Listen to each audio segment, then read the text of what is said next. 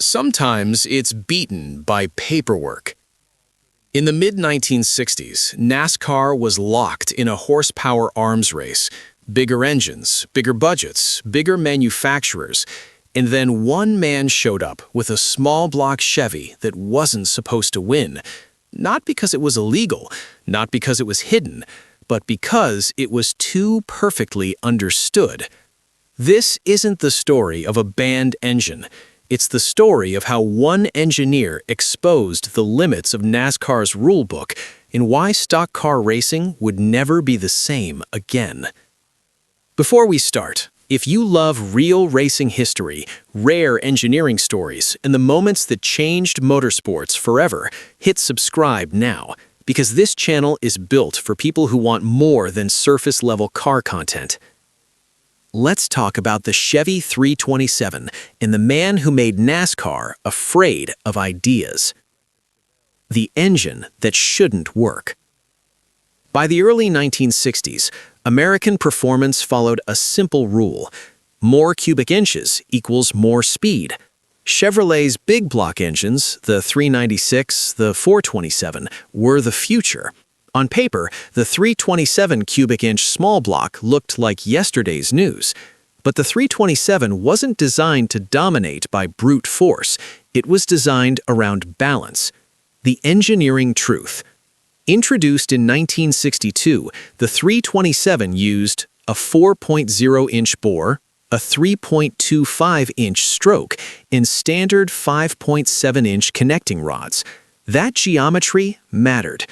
The short stroke kept piston speeds low, the wide bore allowed larger valves and better airflow, and the rod-to-stroke ratio, about 1.75 to 1, made the engine naturally stable at high RPM. This wasn't accidental.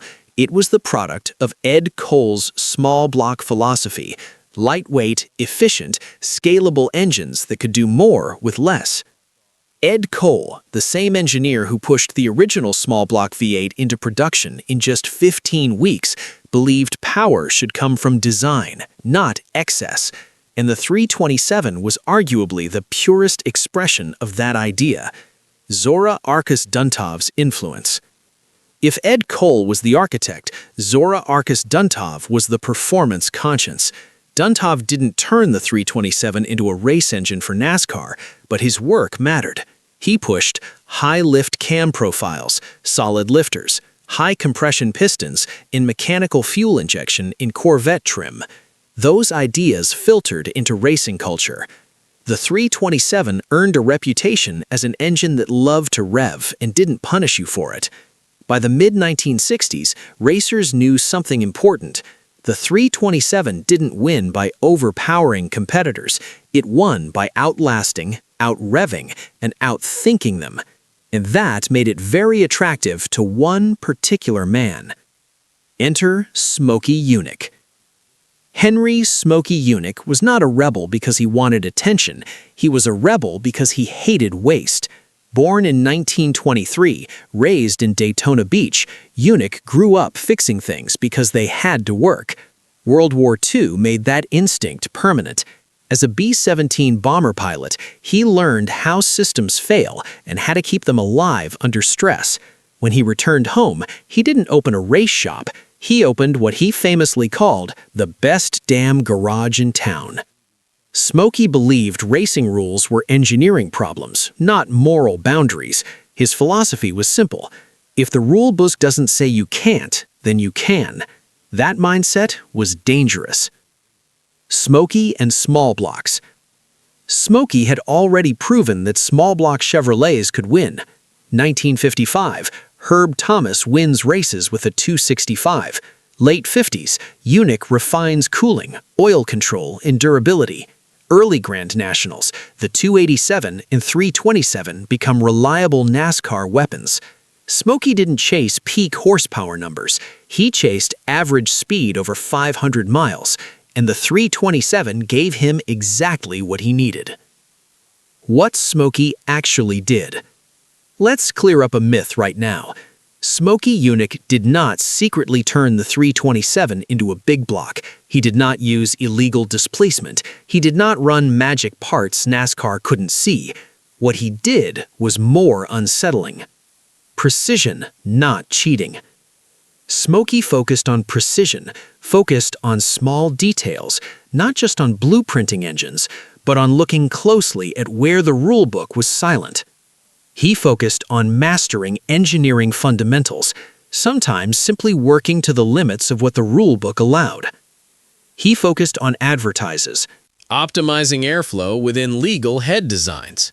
He understood that heat kills engines, oil drag steals horsepower, and inconsistency loses races.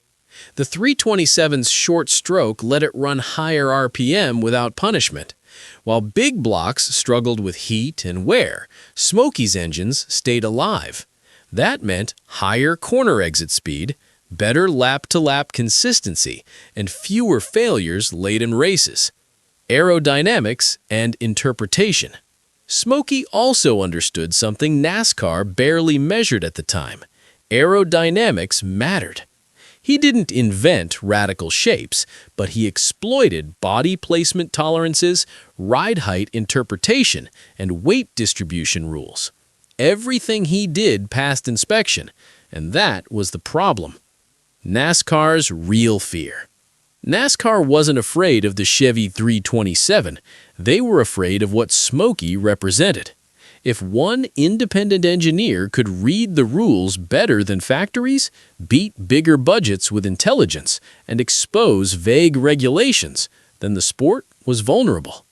The famous fuel line incident, where Smokey allegedly drove away without a fuel tank, is often exaggerated, but the message was real. NASCAR's rules were being out-engineered. The response? After 1966, NASCAR didn't ban Smokey. They didn't ban the 327. They did something more effective. They tightened tolerances, removed interpretation, introduced intent of the rule, standardized inspections, and reduced gray areas. This wasn't about fairness. It was about control. And it worked. Smokey gradually stepped away from NASCAR, not because he couldn't compete, but because the game had changed. What really happened to the 327? The Chevy 327 didn't disappear overnight, but by the late 1960s, emissions regulations arrived, compression ratios dropped, big blocks dominated marketing, and the 350 replaced the 327 as Chevy's default small block. The 327 wasn't killed because it failed. It was retired because priorities changed. Yet its reputation survived. Even today, engine builders respect the 327 for high RPM stability, natural balance, and mechanical honesty. It doesn't cheat physics. It works with it. Legacy and final truth. Smokey Yunick didn't break NASCAR. He forced it to grow up. Modern NASCAR, templates, scanners, sealed engines, exists because people like Smokey proved freedom could be exploited. And the 327? It proved that displacement alone doesn't define greatness. The real danger wasn't horsepower. It was understanding. If you enjoyed this kind of real, researched racing history, not myths, not hype, but the stories behind the machines, subscribe to the channel. We don't just talk about cars here. We talk about the ideas that change them. Drop a comment. Was NASCAR right to tighten the rules, or did it lose something when it did? This is Kurum from Engine of Time. See you in the next one.